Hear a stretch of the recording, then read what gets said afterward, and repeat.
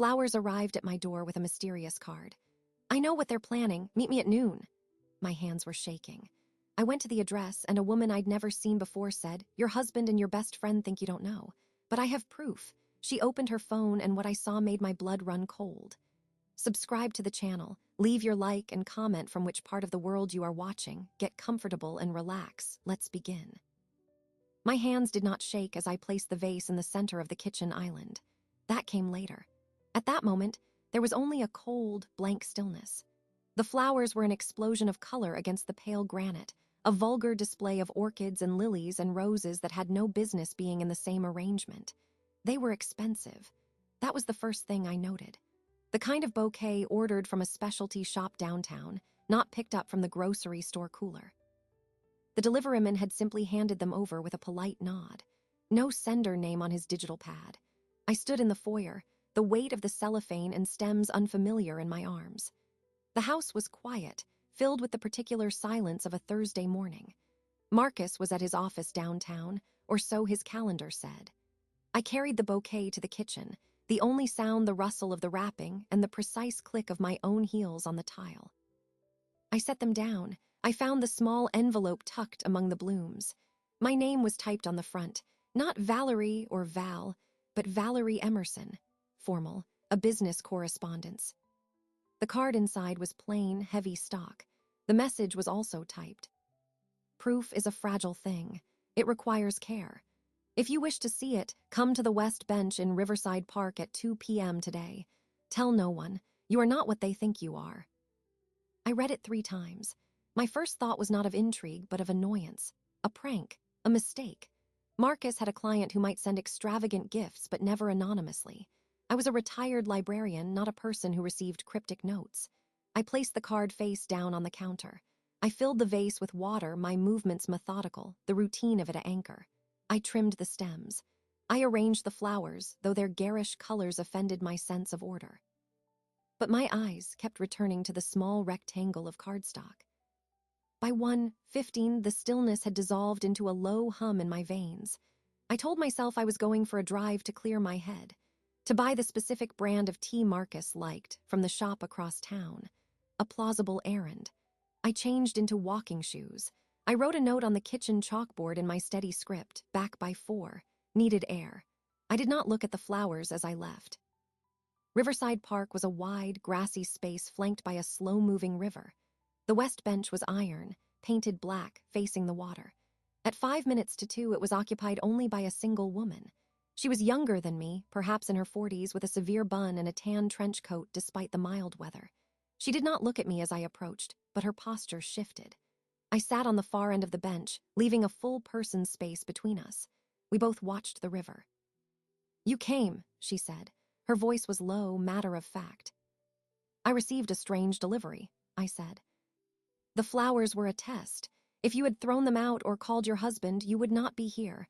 Your presence indicates a capacity for doubt." She turned her head slightly. "My name is Alina Jones. I work at the city clerk's office. Most people call me Nari." "Valerie Emerson." "I know."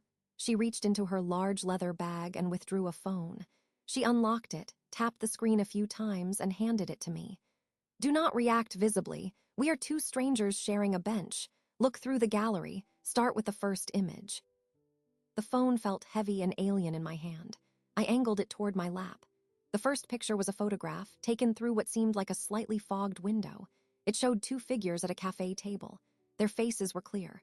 Marcus, Deanne. His hand was covering hers on the tabletop. It was not a casual gesture. It was intimate, possessive. The date stamp in the corner was from 3 weeks prior, a Tuesday. Marcus had told me he was at a financial seminar in the next city over.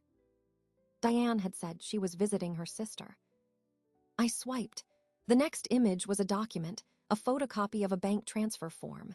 It was from our joint savings account, the one we had nurtured for decades. A sum of $25,000 was being transferred to a new account.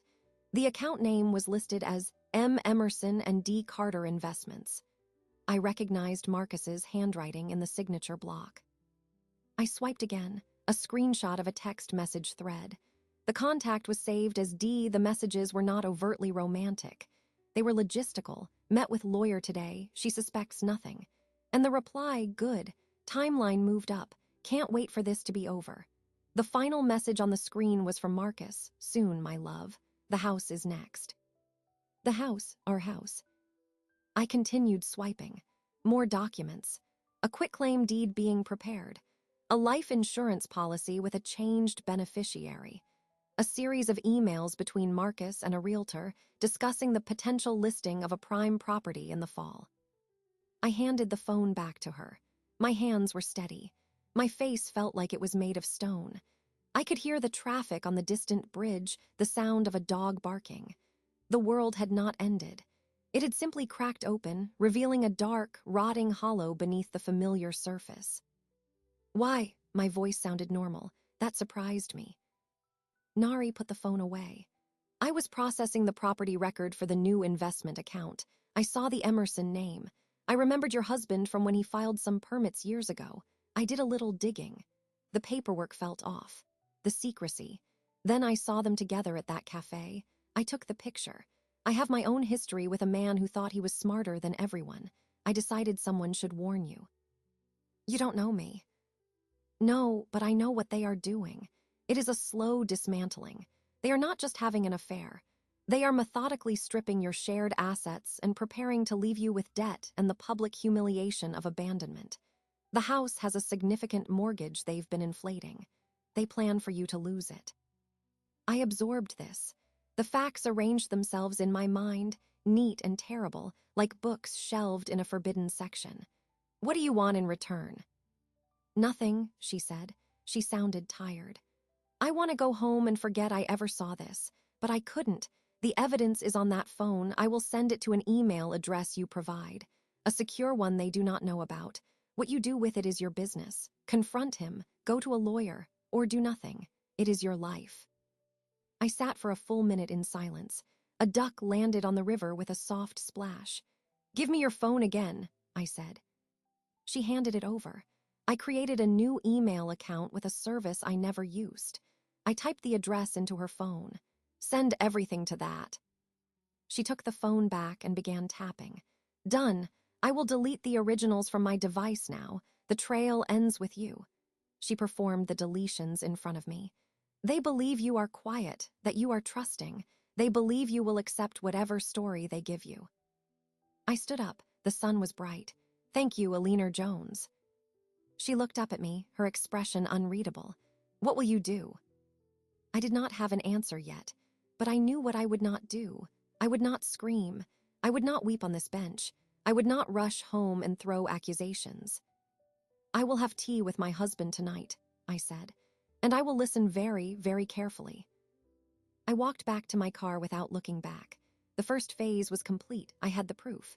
The rest was a question of strategy. The anger was there, a solid, cold mass in my chest, but it was a tool, not a master. I started the engine. I drove toward the tea shop. I would buy the tea. I would go home. I would act normal. The woman who had walked into the park was gone. In her place was someone else, someone who was just beginning to understand her own strength. The flowers on my kitchen island were no longer a mystery. They were a first move, and I was now prepared to make the second. The tea shop was a small, independent place with wooden shelves and the scent of dried leaves. I purchased the oolong blend Marcus preferred. The transaction was ordinary. The clerk smiled. I smiled back. My face felt like a mask, but it held. I drove home with the same deliberate care I had used leaving. I parked in the garage. I entered through the kitchen, placing the bag of tea on the counter next to the vulgar bouquet. The flowers seemed louder now, a screaming testament to the fracture in my world. I did not throw them away. They were evidence of a kind, a starting point. I put the kettle on. Routine was a shield. I logged into the new email account on my tablet using a private browser window. The files from Nari were there, as promised. I downloaded them to a secure drive, one I used for backing up personal documents. Marcus had no knowledge of it. I did not open the files again. Not yet. Seeing them once was enough for the moment. I needed to understand the landscape before I studied the maps. The front door opened at 5:45. Marcus's key in the lock, his briefcase thumping on the hall table. The sounds of my life now rendered false. Val, I'm home. In the kitchen, I called. My voice did not waver. He came in, loosening his tie. He was a handsome man, my husband of 35 years. Silver hair, a confident posture. I saw him now as a stranger might, the slight condescension in the set of his mouth, the way his eyes scanned the room as if taking inventory. His gaze landed on the flowers. "Who died?" he asked, a small joke in his tone. "No one," I said. I poured hot water into the teapot. "They arrived today, no card. I thought maybe a client of yours." He walked over, fingered a waxy orchid petal. "Not my style, too showy. Maybe one of your library friends, a belated retirement gift." He dismissed them, turning to me. "How was your day?" This was the first test. I looked at him directly. I saw the man who held Diane's hand in a cafe. The man who signed his name next to hers on a bank document. There was no flicker of guilt, only the mild, habitual curiosity of a husband making conversation. "Quiet," I said. "I went for a drive, bought your tea. I've been thinking I need to get out more, though, be more social." He raised an eyebrow, taking a seat at the island. "Oh. I saw a flyer at the community center for a book club. It meets Wednesday afternoons." The lie was smooth, effortless. It left my lips and hung in the air between us. It was a small, neutral thing, a harmless alteration of my routine. "A book club," he seemed amused. "You've never been a joiner, Val." "Perhaps it's time I started," I said, pouring his tea. "It would be good for me to have my own interests." He accepted the cup, nodded. "Sure, if it makes you happy." His attention was already drifting, pulling out his phone to check the screen. His dismissal was complete. The idea of me developing an independent interest was so innocuous it warranted no further scrutiny. I was background noise, a predictable element in his landscape.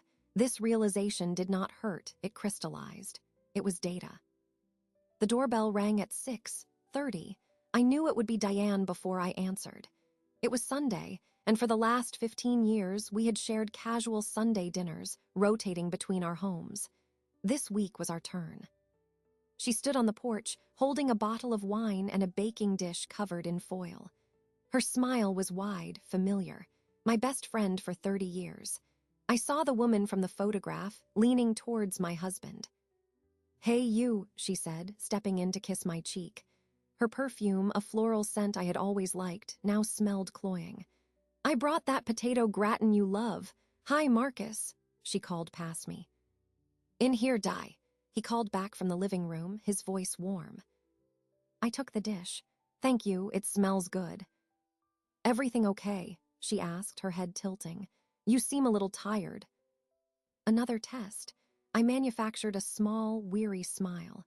Just a long day. Decided to join a book club of all things.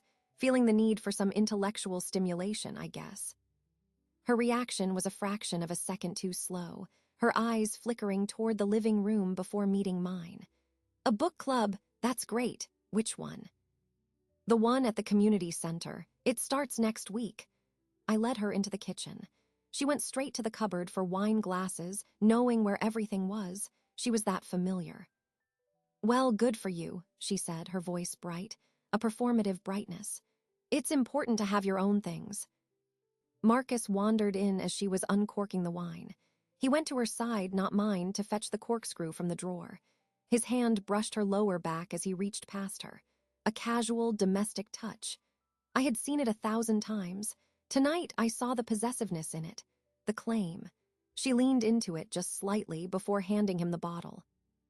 "Val," becoming a social butterfly, Diane said, handing me a glass. "So I hear," Marcus said, pouring. "Wednesday afternoons. You'll have to tell us all about the scintillating discussions on what are they reading." "I haven't chosen a book yet," I said. "I'll find out Wednesday." The conversation moved on. We prepared the rest of the meal together, a choreography we had perfected. But I was no longer a participant. I was an observer. I noted how they finished each other's sentences about a mutual friend's vacation. How Diane knew Marcus had a meeting with his accountant this week before I did.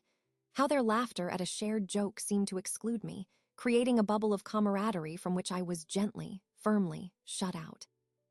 We sat at the dining table. The food was perfectly cooked. It tasted like nothing, Like ash and information, I chewed, I swallowed. I asked polite questions, I listened. So, the investment property paperwork is finally moving, Marcus said to Diane, as if updating her on a joint project. He did not look at me. That's a relief, Diane said. A long time coming. What property is this? I asked, my tone mild, interested. Marcus waved a hand. Just a small commercial lot the firm is handling for a client. Boring legal stuff. He took a sip of wine. Actually, Di, I need you to look at the final figures tomorrow. There's a clause about liquid assets I want to be sure of. Of course, email them over, she said. The subtext was a wall I could not breach. Their language was a code, and I was only now hearing the encryption. Liquid assets, final figures, a timeline moved up. After dinner, Diane helped me clear. In the kitchen, she squeezed my shoulder. Really, Val, the book club is a good idea. It's healthy. To have something that's just yours. Her concern felt like a surgeon's marking, outlining the area to be removed. When she left and the house was quiet, I loaded the dishwasher. Marcus watched the news. The facade was intact. I had passed the evening without incident. I had gathered more data simply by watching and listening. The proof on the drive was one thing. The living proof in my home was another. I went to bed that night lying beside a man who was a stranger. My mind was not on the past, on the pain of betrayal. It was on the future, on the next step. The book club lie was the first thread I had pulled. Now I needed to see the whole fabric. I needed to understand the financial pattern they were weaving. The research would start tomorrow. The quiet librarian was going to work. The first light of morning found me already awake. Marcus slept on, his breathing deep and untroubled. I slipped from bed, my body moving with a purpose that felt both new and ancient. This was my domain now, the hours before he stirred. The house was a library of secrets, and I was its only patron. I made coffee. I drank 1 cup at the kitchen island, the silence a partner to my thoughts. Then I went to the small room we called the office. It was technically his, but I had a desk in the corner, a laptop I used for correspondence and managing household accounts. He considered my use of it benign, a non-threat. I started with what I knew, with what was mine. I logged into our joint online banking portal. The password was one we had shared for years.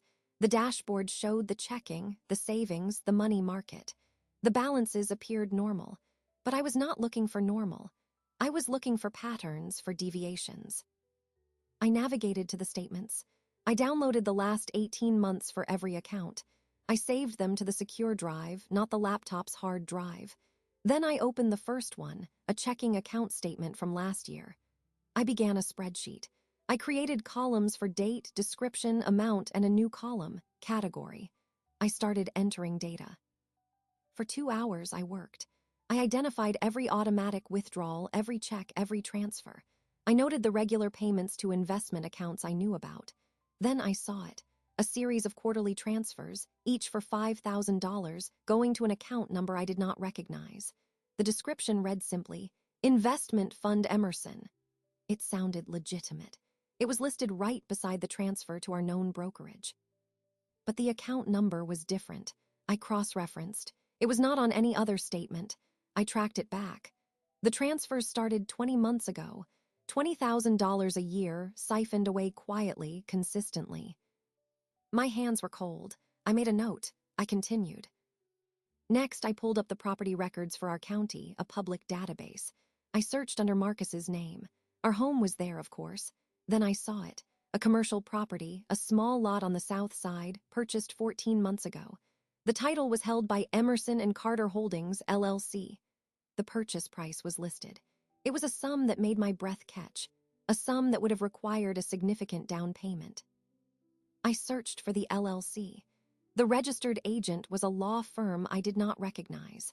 The members were listed as Marcus Emerson and Diane Carter. There it was in official typeface, the partnership formalized. I sat back. The coffee was cold. The room was brightening with the day. I heard Marcus stir upstairs, the water run in the bathroom. I closed all the windows and tabs. I opened a benign document, a letter I was drafting to a former colleague. When he came downstairs, showered and dressed, I was typing a polite paragraph about retirement. "You're up early," he said, pouring coffee. "Couldn't sleep," I said without looking up. "Thought I'd get a head start on some letters." He patted my shoulder as he passed. "Don't work too hard. It's your retirement, remember?" He said it with a smile in his voice, the condescension so subtle I might have missed it a week ago. After he left for the day, I returned to work. I needed phone records. We had a family plan, the bills delivered electronically. I found the login credentials saved in my password manager. I accessed the carrier's website. I downloaded the call and text logs for the last year. The data was immense, a sea of numbers and times. I filtered for Diane's number. The result was a cascade of communication. Daily calls, often in the mid-afternoon when he claimed to be in meetings. Texts, hundreds of them, clustered in the evenings after dinner when he would sit in his chair with his phone. The frequency had increased steadily over the last 8 months. I could not see the content, but the pattern was a map of intimacy, of a parallel life conducted in the interstices of our own. My tablet chimed with a new email notification in the secure account. It was from Nari. "Saw your husband file a notarized document downtown today. A title update. Wanted to check in. How are you holding up?" I stared at the message. This woman, a stranger, was my only tether to reality. I typed a reply. "I am conducting due diligence. I have found the LLC and the regular transfers.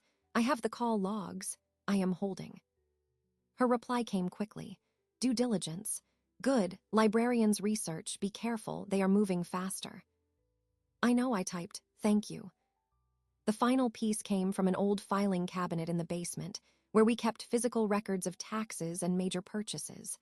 I was looking for the paperwork from our last mortgage refinance, 2 years ago. I found the folder. As I pulled it out, a smaller, slimmer folder behind it slipped to the floor. It was labeled Personal Investments, M. I opened it. Inside were statements for an investment account I had never seen. It was in Marcus's name only. The opening balance from 3 years ago was modest, but the current balance was not. It had grown through regular, sizable deposits. The latest statement showed a withdrawal, a lump sum that corresponded with the down payment on the commercial property. And then I saw the beneficiary designation form. It was dated 6 months ago. The primary beneficiary had been changed from Valerie Emerson, spouse, to Diane Carter. I closed the folder.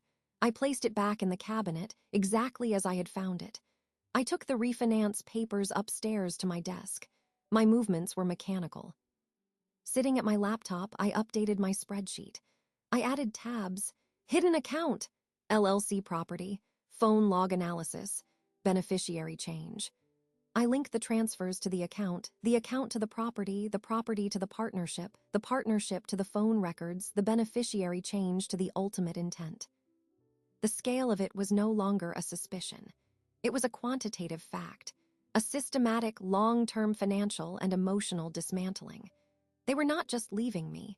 They were planning to leave me with nothing but a mortgaged house and a story of a woman too trusting to see what was in front of her. The grief was a distant thing, a cold ache in a locked room. What filled the forefront of my mind was a clarity so sharp it was almost painful. I now had the blueprint of their betrayal. The next step was not to confront the architects. It was to study their blueprint, find its weak points, and design a better, more final structure of my own. The research phase was complete. The planning phase could now begin. I needed to speak with Nari again, not as an informant, but as an ally. I needed strategy. I composed the email to Nari with care. I suggested a meeting at a specific coffee shop across town, a place with high noise levels and no personal associations for either of us. I proposed a time 2 days hence during my purported book club hours. She agreed.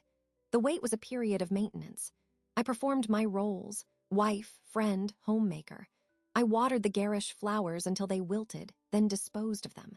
Marcus did not mention their absence. Wednesday arrived. I dressed as I would for a casual outing. I told Marcus I was off to my first book club meeting and might do some shopping after. He gave an absent nod over his newspaper.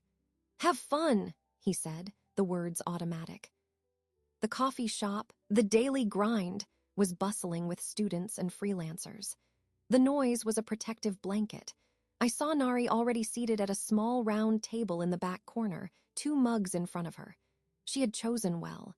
I navigated through the chairs and sat down, nodding my thanks for the coffee. "You look tired," she said, no preamble. "I have been working," I replied. I took a sip. It was strong. "Your due diligence." "Yes." I opened my bag and withdrew a single sheet of paper, a summary of my spreadsheet. I slid it across the table. "This is the financial skeleton. Regular diversions to a hidden account, totaling over $40,000 in 20 months. The account funded a down payment on a commercial property held by an LLC they formed together. The mortgage on our home was refinanced 2 years ago, increasing the debt against it significantly. 6 months ago, he changed the beneficiary on a substantial private investment account from me to Diane Carter." Nari scanned the paper, her eyes sharp. She let out a low breath. "It's thorough and ugly." "It is factual," I said. "The emotional component is documented in phone records, daily contact. It is a full partnership in every sense." She looked up from the paper, studying my face. Most people by now would have confronted or collapsed. Confrontation yields denial, drama, and accelerated action against me. Collapse yields surrender. Neither is acceptable. "What is acceptable?" she asked. "A resolution," I said. "One that leaves me financially secure and them accountable, not through violence or illegal means, through consequence." Nari was silent for a moment, stirring her coffee. "I have something else for you. I wasn't sure I should share it. It's more direct." She pulled her phone from her pocket, plugged in a pair of earbuds, and handed one bud to me. "This was recorded last week. A colleague at the clerk's office shares a gym with Diane. They were in the sauna. Diane thought she was alone, talking on her phone. My colleague recognized her voice, heard Marcus's name, and had the presence of mind to record the rest. It's legal here, single-party consent. She gave it to me because she knows I've been concerned." She pressed play. The audio was muffled, steamy, but the voices were clear after a moment. Diane's voice tense. "Just anxious, Marcus. She's acting different, talking about book clubs." Marcus's voice, tinny through the phone speaker. "It's nothing. She's bored. It's perfect, actually. Gives her something to do, keeps her out of the house, stops her from snooping." "I don't like it. We need to move faster. That last transfer went through." "Yes, the liquid assets are almost all repositioned. Once the final paper on the house is in order, we can trigger the separation. She'll get the house, sure, and the mortgage that comes with it. We'll have the income properties, the investment portfolio. She won't be able to afford the payments for more than a year." A pause, Diane's voice lower. "And you're sure she won't suspect, until it's too late?" Marcus's laugh was a short, unpleasant sound. "Valerie, she trusts the system. She trusts me. She'll believe a story about bad investments and market downturns. By the time she gets a lawyer, everything will be locked down. She'll be left with just the house and a pile of debt. That should keep her quiet." "Just the house," Diane repeated, a sigh in her voice. Okay, I just want this to be over. I want our life to start." The recording ended. I removed the earbud and placed it on the table. The noise of the coffee shop rushed back in, a wave of mundane sound. I felt a peculiar stillness. Hearing the plan in their own voices, the casual cruelty of just the house, did not shatter me. It finalized something. It turned the blueprint in my mind into a living, breathable reality. "They are confident," I stated. "They are arrogant," Nari corrected. "It amounts to the same thing. Their plan relies on my passivity, on my trust." I looked at her. "So I must be active, and I must be untrusting." "What does that look like?" she asked. There was no judgment in the question, only a desire for the operational details. "I will not prevent their plan," I said. "I will let it proceed, but I will guide it. I will create an opportunity so tempting, so urgent that Marcus will make a mistake in his haste. A legal or procedural mistake. One that I can use to invalidate transfers, to prove fraud, to claim a larger share of what is rightfully mine. Or better yet, one that exposes them publicly, making their financial victory socially impossible." Nari's lips thinned in something that wasn't quite a smile. You want to bait him. I want to present a bigger, shinier threat to his assets than I represent. I want him to panic and move too quickly, without his usual careful layers. I need him to trip on his own greed. And Diane. Diane is the emotional pressure point. She is anxious. She is the weaker link in their alliance. If Marcus becomes erratic, she may become volatile. That could be useful. We sat in silence for a minute, the plan a tangible thing now between us on the table, next to the coffee mugs. You understand, Nari said slowly, that by not confronting them, you are agreeing to live a lie for a while longer, to smile at them, to pretend. I have been living a lie for 20 months at least, I said. The difference is now I am aware of it. Now it is a choice. Now it is a tactic. She nodded finally. All right, what do you need from me? For now, nothing. Just your discretion. If you hear of any new filings, any sudden moves, let me know. You have been my informant. Now, if you are willing, I would like you to be my ally. She met my gaze. My ex-husband thought I was just a clerk. He thought he could hide assets, too. I found them all. She extended her hand across the table, not for shaking, but to lay it briefly over mine. A compact. I'm willing. I drove home from that meeting with a clear direction. The pain was compartmentalized, a heavy box stored in a back room of my mind. The forefront was occupied with logistics, with character, with the performance of a lifetime. I would not confront.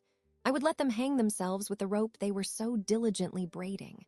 My task was to hand them just enough rope and to ensure the gallows were built in a public square. I walked back into my house, my sanctuary turned stage. Marcus was on the phone in his study. He laughed at something the caller said. It sounded like Diane's laugh, echoing down the line. I did not feel a stab of pain. I felt the cool satisfaction of a researcher who has just identified the primary source. The game was in motion. The psychological campaign began the next morning at breakfast. It was a quiet, ordinary Thursday. Marcus was scrolling through financial news on his tablet. I buttered my toast with precise strokes. I was thinking about the Andersons down the street, I said, my voice conversational. He replied, not looking up. You know how they split up last year. Such a mess. Lawyers fighting over the vacation home. It made me realize how rare real loyalty is. I took a bite of toast, chewed slowly. To stick by someone through decades. To not reach for the exit when something newer, shinier comes along. It's a dying trait. His scrolling stopped. He took a sip of coffee, his eyes still on the screen, but I saw the slight tightening of his jaw. People grow apart, Val. It's not always about disloyalty. Perhaps, I said lightly, but sometimes it is. Sometimes it's a conscious, daily choice to betray. I find that fascinating, the psychology of it, the entitlement. I looked at him then. Don't you? He met my gaze, a fraction too late. His smile was thin. I find it depressing, pass the jam. I passed the jar. The seed was planted. A casual, almost philosophical observation dropped into his morning like a single drop of ink in clear water.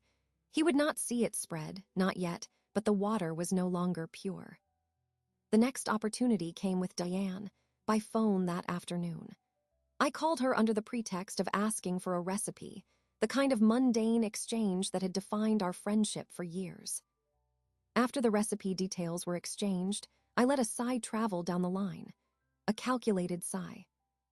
Everything okay, Val? She asked, her voice coated in concern. Oh, just marital blah, I said, lowering my voice conspiratorially. Marcus and I were in such a routine. It feels stale. I was thinking I need to spice things up. You and Robert always seem to have a spark. What's your secret? The silence on the other end was profound. I could almost hear the gears of her guilt and panic grinding. She was being asked for advice on how to be a better wife to the man she was stealing. Well, she stammered, then gave a forced laugh. Robert and I fight like cats and dogs, you know that. I'm not sure I'm the right person to ask. Nonsense, I pressed, my tone warm. You understand men, you always have. What would you do? A surprise weekend away, new lingerie? I let the suggestions hang, vulgar and innocent. A weekend is nice, she said, her voice strained. But Val, maybe the spark has just run its course. After so many years, it's natural for things to cool off. She was steering me toward acceptance, toward passivity. It was a reflex of her guilt. Maybe, I said, injecting a note of sad resignation. But I don't want to just give up, you know. I want to fight for it, for us. Don't you think some things are worth fighting for? Another pause. Of course, she said, but the words were hollow. Look, I have to run. Robert needs the car. We'll talk soon, okay? Okay, thanks, Di, for the recipe and the advice. I hung up. I replayed the conversation in my mind. Her discomfort had been palpable. I had held up a mirror to her betrayal, framed as a plea for help, and she had been unable to look directly at it. Good. The following Sunday dinner was at their house. Robert, Diane's husband, was a kind, distracted man who loved model trains.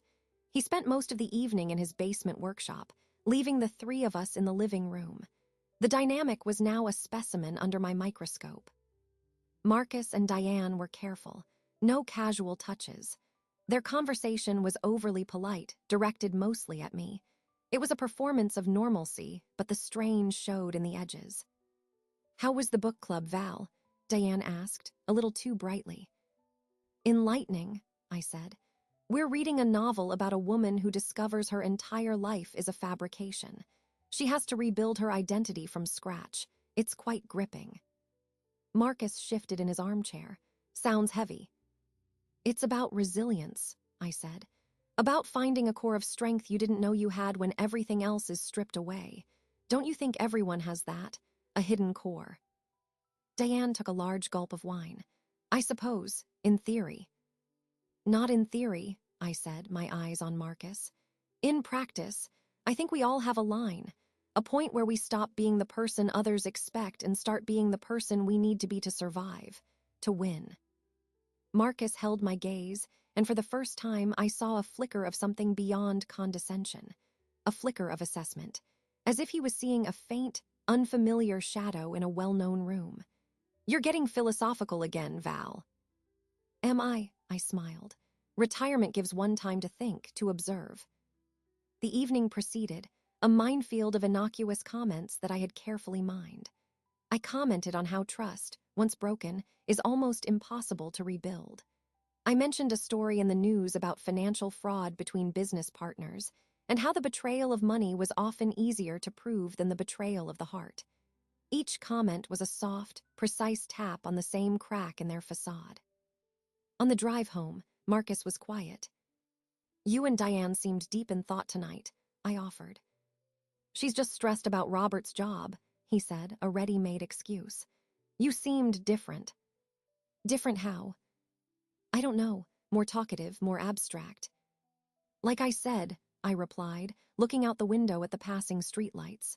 Time to think. The seeds of doubt were sprouting. Not the doubt of a guilty conscience, that was theirs to manage, but the doubt about me. Their perception of me as a static, predictable entity was the foundation of their plan. I was gently, persistently, chiseling at that foundation. They were off balance. Marcus was watching me with a new, slight wariness. Diane's smiles were brittle, her eyes avoiding mine for a second too long. This was the necessary groundwork. Before I could bait a trap with something substantial, I needed them primed to believe I was capable of acting out of character. My campaign of subtle words was the softening of the soil. The next phase would require a more tangible lure. I needed to craft a threat significant enough to trigger their greed and their fear. But for now, I observed the faint fissures appearing in their certainty. It was a quiet, satisfying progress. The psychological groundwork had been laid.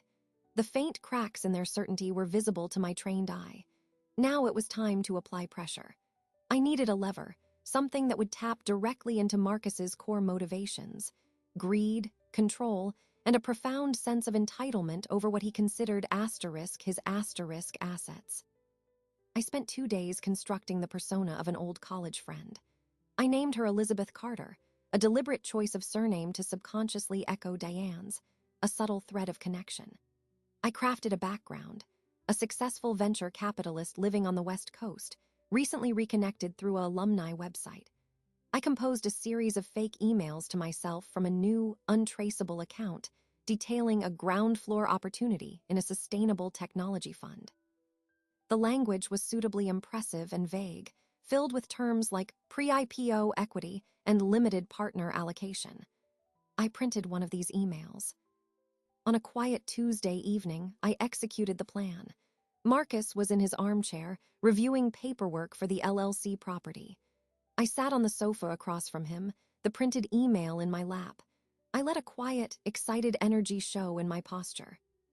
"You'll never guess who I heard from," I began, my voice pitched with believable enthusiasm. He glanced up, mildly curious. "Who?" "Elizabeth Carter, remember her, from my poli-sci study group." His brow furrowed. He did not remember because she did not exist.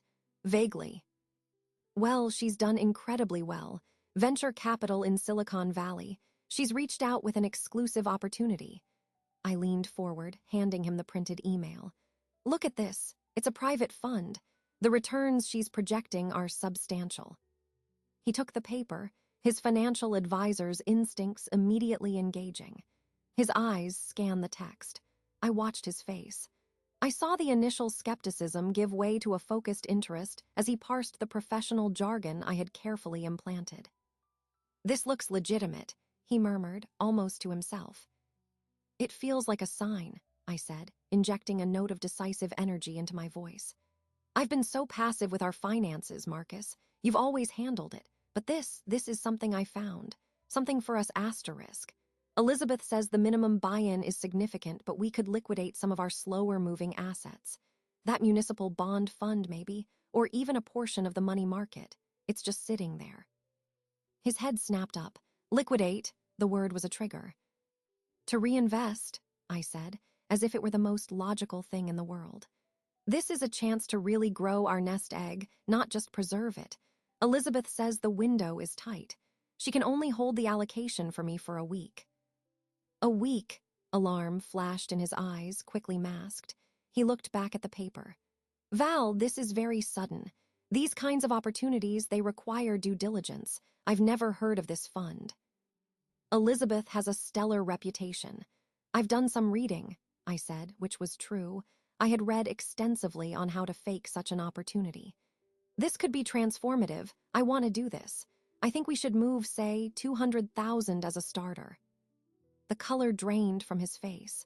200,000 was a figure perilously close to the amount he had been meticulously diverting. It represented a large chunk of the liquid assets he was repositioning for his and Diane's exit. That's far too impulsive," he said, his voice strained. He stood up, packing to the fireplace. "You can't just jump at the first shiny thing a supposed old friend sends you." "She's not a supposed friend, Marcus. And it's not just shiny, it's solid. I've spoken to her twice on the phone." This was a lie, but delivered with calm assurance. "I feel confident. For the first time in a long time, I feel like I'm taking an active role in our future." He turned to me, and I saw the conflict plainly. His greed was warring with his panic. The idea of a high-return investment appealed to him deeply. But the idea of me controlling the movement of a large sum, of potentially accessing the very funds he was hiding, was a nightmare scenario. It threatened his entire timeline.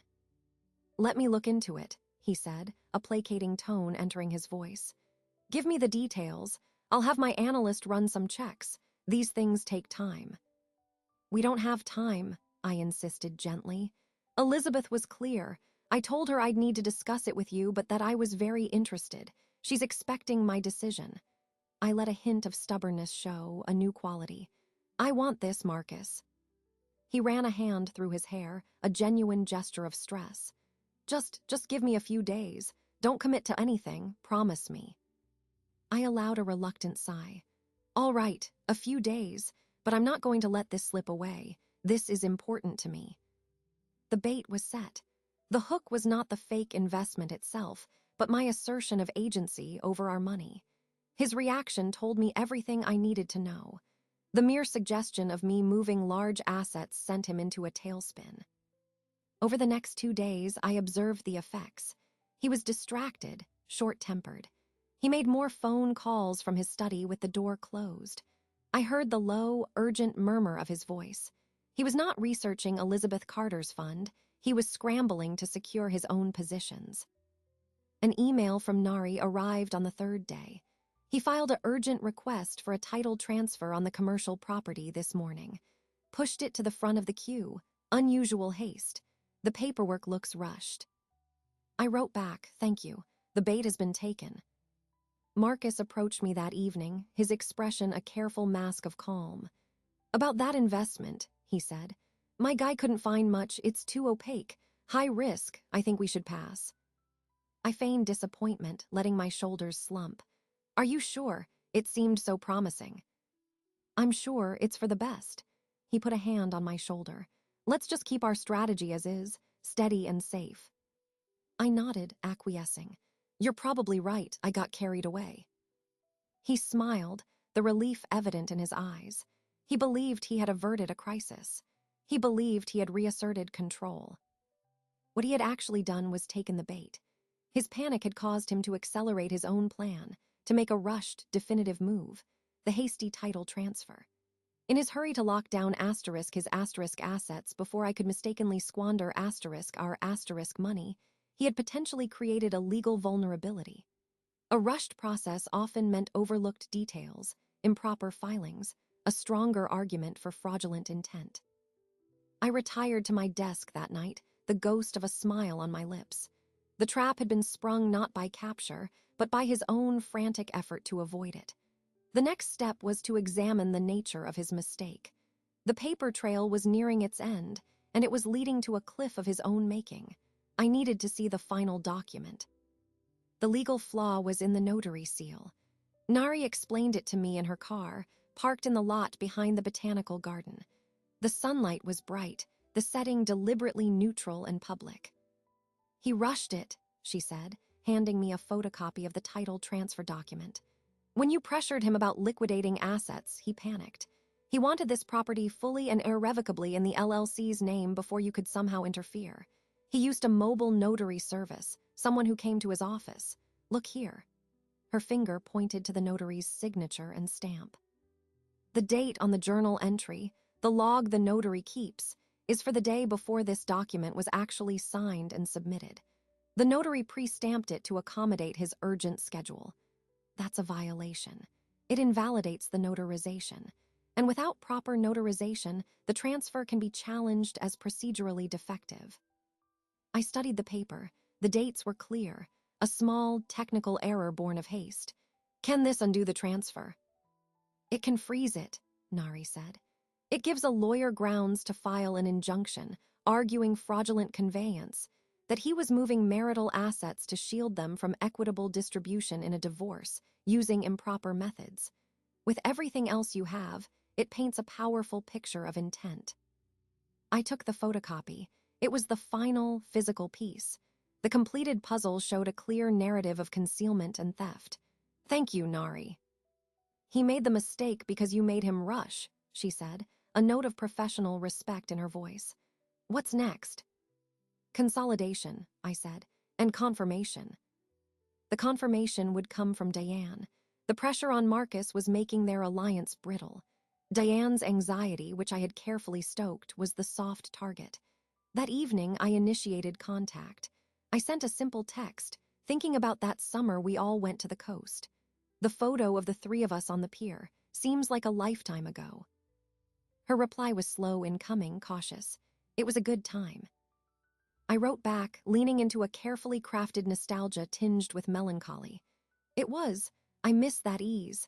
Things feel so complicated now.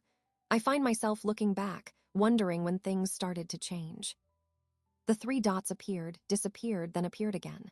We all change, Val, it's life. I suppose. I paused, then sent the crucial line, designed to provoke a mixture of guilt and defensive justification. I just never thought the people closest to you could become strangers, that you could look at someone you've loved for decades and realize you don't know them at all. Have you ever felt that? The pause was longer this time. I could imagine her wrestling with it, torn between maintaining the facade and unburdening her own tension. Her need for emotional validation was her weakness. Sometimes, she finally replied. People have to do what's best for their own happiness, even if it hurts others. It's not always malicious. It's just survival. I stared at the message. It was not a confession of the affair, but it was a confession of philosophy, a justification. It aligned perfectly with the recording, with their plan to leave me with just the house. I needed to draw her one step further to get her to acknowledge the specific betrayal. I understand that, I typed. But what about promises? What about loyalty? When does survival become a betrayal of someone who trusted you? This was direct, too direct for her comfort. The 3 dots flickered for nearly a minute. You're in a mood tonight. Is everything okay with Marcus? She was deflecting, turning the focus back to me, to the marital trouble they expected me to be blind to. I decided to give her a version of the truth. I feel a distance, like he's already left in his mind, like I'm just administrative detail to be handled. Do you know that feeling? The trap was set. If she acknowledged this feeling, she would be implicitly admitting her knowledge of his state of mind. She took the bait. I think I do. The message was simple, heavy, then another followed. He's been under a lot of pressure, with work, with the future. He wants a different life than the one he has. There it was. He wants a different life than the one he has, with me. She was comforting me by explaining my husband's alienation, a kindness that was itself the deepest cut. She was inside our marriage, interpreting him for me. Thank you for telling me that, Diane. I wrote the words with cold precision. It helps to know it's not just in my head, that someone else sees it. I've always seen you, Val asterisk, she replied, and the hypocrisy of it was breathtaking. I'm always here. The exchange was over. I had what I needed. A text thread where Diane acknowledged Marcus's dissatisfaction and validated my perception of his emotional abandonment, all while positioning herself as the insightful confidant. It was a perfect, written record of her duplicity. Combined with the financial evidence and the recorded conversation, it formed an irrefutable timeline of conspiracy. That night, I spread everything out on my desk in the quiet house. The spreadsheet, the bank statements, the LLC documents, the beneficiary change form, the phone logs, the audio file transcript, the flawed title transfer, the printed email thread with Diane, the photograph Nari had first shown me. Each item was a piece of evidence, an exhibit in the case I was building. I did not feel triumph. I felt a deep, quiet readiness. The research and planning were complete. The trap had been sprung and had yielded its proof. All that remained was the execution, the public unveiling. They believed I was administrative detail to be handled. I would show them what happened when the detail audited the entire operation. I organized the documents into a clear sequence, a presentation. I made copies of everything on the secure drive. I placed the originals in a locked filing box. The plan was no longer a concept. It was a set of instructions, and I was ready to follow them to the letter. The final phase required an audience. It was time to send out the invitations. Invitations were a simple matter. I cited our upcoming 35th wedding anniversary as a reason for a small, casual gathering. It was plausible. We had celebrated milestones before, though never with such deliberate orchestration. I called our son David, who lived 2 hours away. I called our daughter Lena, who was closer. I framed it as a spontaneous family dinner, a chance to reconnect. They agreed, their voices holding the mild curiosity of adult children humoring a parent's whim. I invited 3 other couples, longtime friends from the neighborhood and from my library days. People who knew us, who had shared meals and holidays with us for decades. Their presence would provide the necessary witnesses, the social fabric into which the truth would tear. I did not invite Diane separately. I informed Marcus I had included her and Robert as always. His reaction was a brief, tight smile. Sure, good. I spent the day of the gathering in a state of focused preparation. Not of the food, though I prepared that too. A roasted chicken, seasonal vegetables, a simple cake. My real preparation was technical. I synced my tablet to the living room's smart television, a device we rarely used. I created a folder on its desktop labeled Anniversary Photos. Inside that folder, I placed scanned copies of every crucial document, the photograph of them at the cafe, and a text file with transcribed excerpts from the audio recording. I arranged them in a logical sequence. I tested the connection. A tap on my tablet screen would bring the first image to the large screen above the fireplace. I dressed with care, choosing a simple navy dress that conveyed quiet dignity. I applied a minimal amount of makeup. I wanted to look exactly like myself, only calmer. A calm that would later be remembered as unnerving. Marcus put on a button-down shirt, playing the part of the gracious husband. He was relaxed, believing this was a routine social event, perhaps even a useful display of normalcy before the changes to come. "You've gone to a lot of trouble," he commented as he surveyed the dining table I had set. "It's a celebration," I said, meeting his eyes. "Of many things." Our children arrived first. David, with his lawyer's cautious demeanor, and Lena, warm and effusive. They hugged us, presented a bottle of wine. The normalcy of it was a fragile shell. The friends arrived next, in pairs, bringing flowers and cheerful noise. They filled the living room with chatter about work, grandchildren, local politics. I moved among them, pouring drinks, offering appetizers. My hands were steady. My smile was practiced and consistent. Then Diane and Robert arrived. Diane's eyes swept the room, taking in the assembled group. I saw the flicker of surprise at the size of the gathering. It was more than our usual intimate dinners. She recovered quickly, embracing me, her perfume a cloud of false affection. "Happy anniversary, you two," she said, her voice bright. She handed me a gift bag. Just a little something. Robert shook Marcus's hand, then wandered off to talk to another husband about golf. Diane lingered near me. "Quite the party," she murmured. "I felt it was important," I said, "to mark the occasion properly." She nodded, but her eyes were restless, scanning the room as if looking for exits. "Is everything all right, Val? You seem very composed." "I am," I said. "I feel very clear-headed tonight." Dinner was served. We sat around the extended table, the laughter and conversation flowing easily on the surface. I watched the dynamics. Marcus held court at one end, telling a mildly amusing story about a client. Diane laughed a little too loudly at his punchline. Our friends smiled. Our children engaged in polite talk. I spoke when spoken to, my contributions brief and pleasant. Beneath the clatter of forks and the hum of talk, I could feel the fault lines. David, ever observant, glanced between Marcus and me once with a slight frown. Lena chatted happily with Diane, unaware of the betrayal sitting across from her. Robert ate his meal in contented silence. As the plates were cleared and coffee served, the atmosphere settled into a post-dinner mellowness. People shifted back to the living room, finding seats on the sofas and chairs. This was the moment. The stage was set. The audience was assembled, relaxed, unsuspecting. Marcus, playing his role to the hilt, picked up his wine glass and tapped it gently with a spoon. The conversations died down. All eyes turned to him. He stood, a familiar avuncular figure in his own home. "I just wanted to say a few words," he began, his voice warm with performed emotion. 35 years is a long time, it's a journey. Valerie and I have been through a lot together."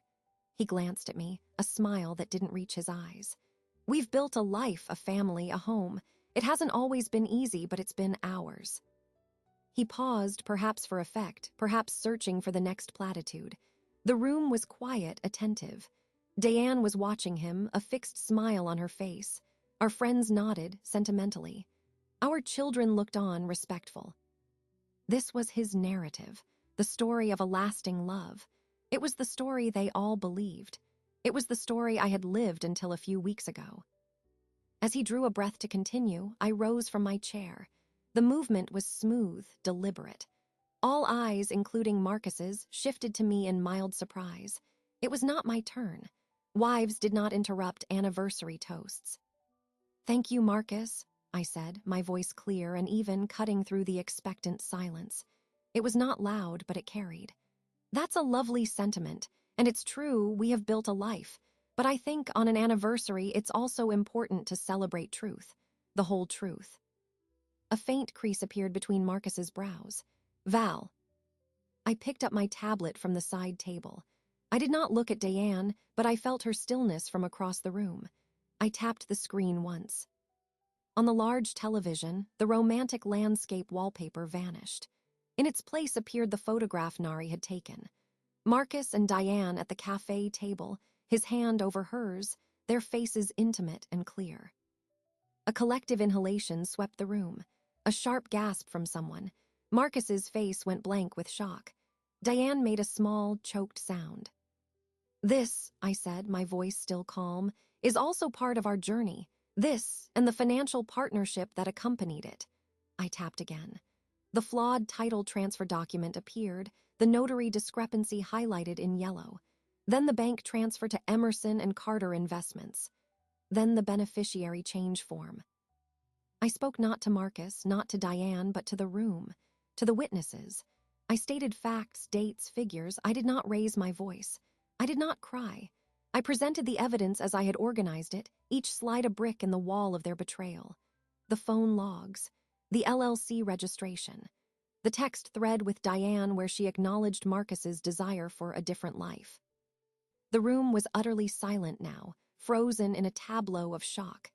David was on his feet, his lawyer's face grim. Lena had her hand over her mouth. Our friends stared, horrified, at the screen, then at Marcus and Diane, who seemed to have turned to stone. I saved the audio for last. I tapped the final file.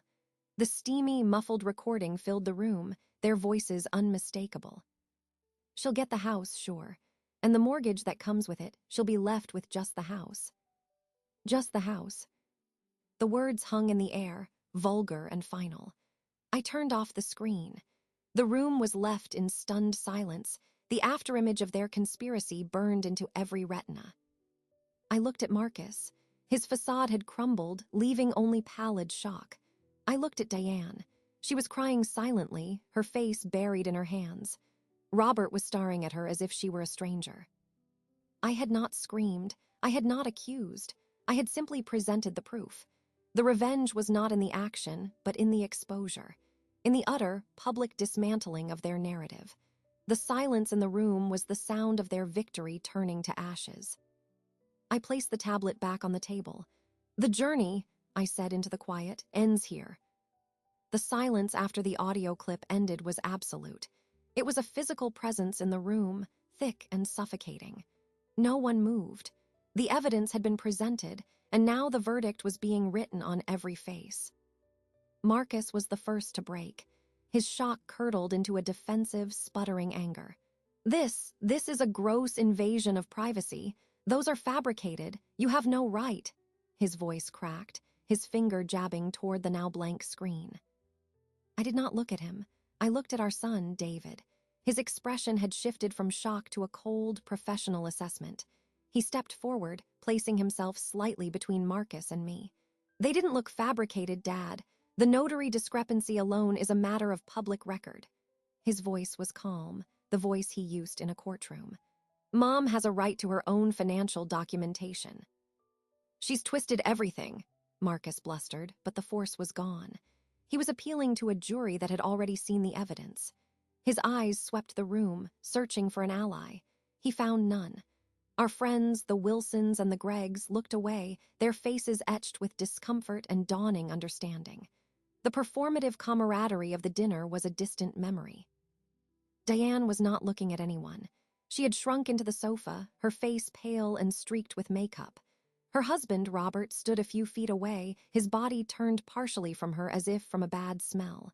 He finally spoke, his voice low and hollow. "Diane, is this true?" She did not answer. She did not need to. Her silence, her crumpled posture were confirmation enough. Robert made a short, sharp sound like a cough and walked out of the living room. A moment later, the front door opened and closed with a soft, definitive click. He had left her there.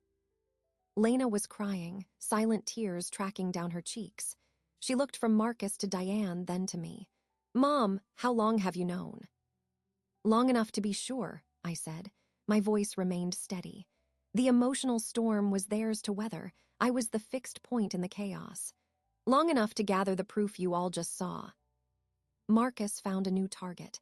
He rounded on Diane, his anger redirecting. "This is your fault. Your constant anxiety you're pushing. My fault, Diane's head snapped up, her eyes blazing with a sudden, desperate fury. You said it was foolproof. You said she would never suspect. You said we'd be secure. Her words were a dam breaking, revealing the rancid water of their shared guilt. They were turning on each other exactly as I had predicted a pressured alliance would. Enough, David's voice cut through their rising voices. He looked at Marcus, his gaze devoid of a son's warmth. I think you should leave. Now, this is Mom's home. This is my home, Marcus roared, his composure completely shattered. Legally, that's debatable, given the evidence of asset concealment, David stated flatly. But tonight, for the sake of everyone here, you will leave. Go to a hotel. We can discuss the legal particulars tomorrow. The finality in David's tone brooked no argument. Marcus looked from his son's implacable face to the averted gazes of his friends, to his weeping daughter, to Diane's accusatory stare. The man who had orchestrated a meticulous, years-long betrayal found himself with no moves left. The social capital he had relied upon was gone, spent in the currency of exposed secrets. He snatched his jacket from the back of a chair. He did not look at me. He walked out of the living room, through the foyer, and out the front door. He did not slam it. The quiet click was more profound than any noise could have been. The focus then shifted to Diane. She looked small and lost. Our friends, clearly desperate to escape the scene, murmured awkward farewells, offering me squeezed hands and pitying glances I did not want. They filed out quickly, leaving only my children and the crumbling remains of my best friend. Diane, I said. She flinched at her name. You need to leave as well. She stood up, unsteady on her feet. She wouldn't meet my eyes. Valerie, I never meant. You meant exactly what you did, I said, cutting off the useless apology.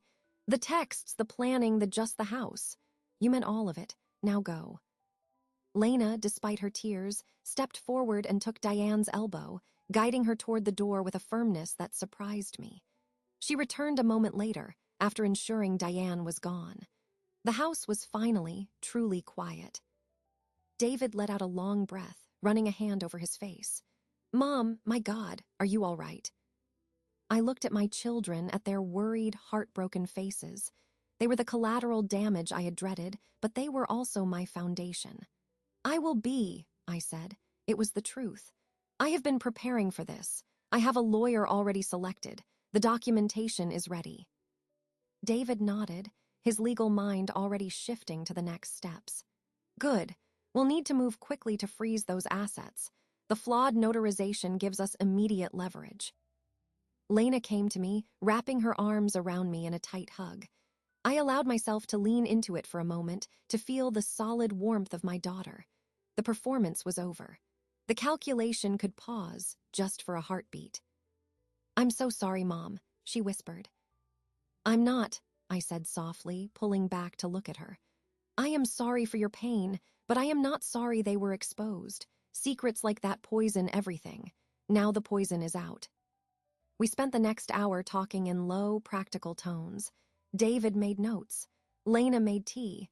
We did not speak of the emotional wreckage. We spoke of next steps, of legal strategies, of support. It was what I needed. Action, not consolation. Later, alone in the house that was now truly mine again, I cleared the dining table. I washed the dishes. I erased the physical traces of the gathering. The silence was no longer oppressive. It was clean. It was mine. The revenge was complete. It had not been violent or illegal. It had been a meticulous public audit. Their punishment was the loss of their narrative, their social standing, their secret, and each other. My victory was the truth and the peace that comes after its unveiling. The next day, the legal war would begin. But tonight, there was only the quiet aftermath of a storm I had calmly, deliberately summoned. The legal process was a meticulous, unemotional negotiation.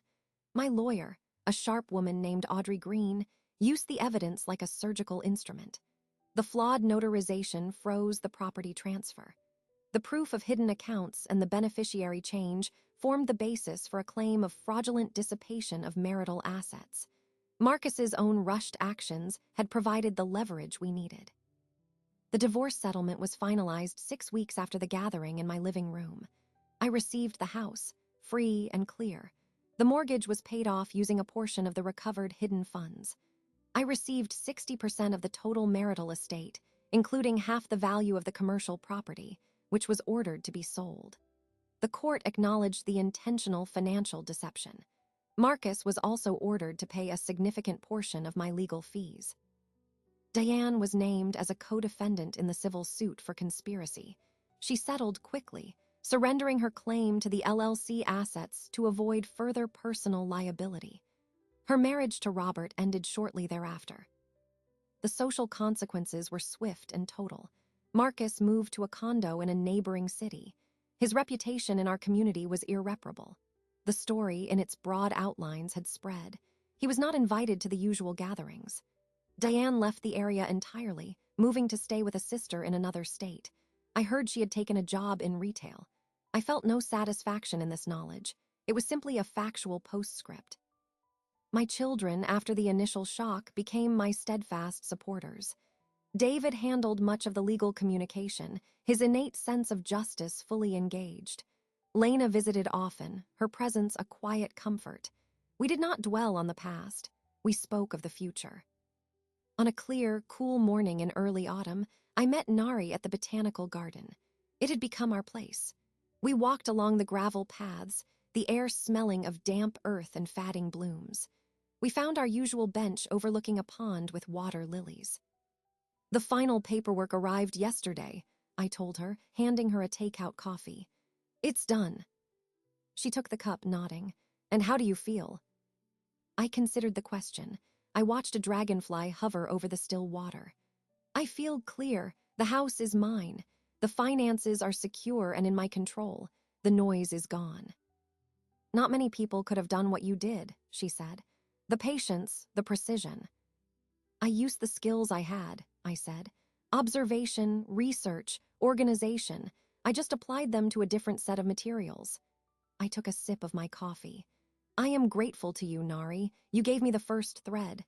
Without that, I might have unraveled instead of the truth." She waved a dismissive hand, but a faint smile touched her lips.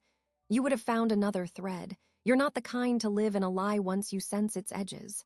She paused. "What will you do now? Travel? Take up a hobby?" "I've been thinking about that," I said. "The garden here has a volunteer program, training to help with the orchid conservatory. It requires patience and a careful hand." "That sounds perfect," she said. And, I added, the idea still forming as I spoke it, "I have been considering writing, not a memoir of the betrayal, but something about the process of reclamation, how to audit one's own life, a practical guide, perhaps." Nari laughed, a genuine, warm sound. From librarian to life auditor, I'd read it. We sat in companionable silence for a while. The sun grew warmer on our faces. The garden was a space of ordered growth, of quiet cycles. It suited me. Later, I walked back to my car alone. The house awaited me, but it no longer felt like a stage or a crime scene. It was simply a house. My house. I had repainted the living room a soft, warm gray. I had rearranged the furniture. I had removed traces of a life that had become a performance. That evening, I sat at my desk, the same desk where I had built the case against my husband. I opened a new, blank document on my computer. The cursor blinked. I typed a title, "Due Diligence, a Personal Audit."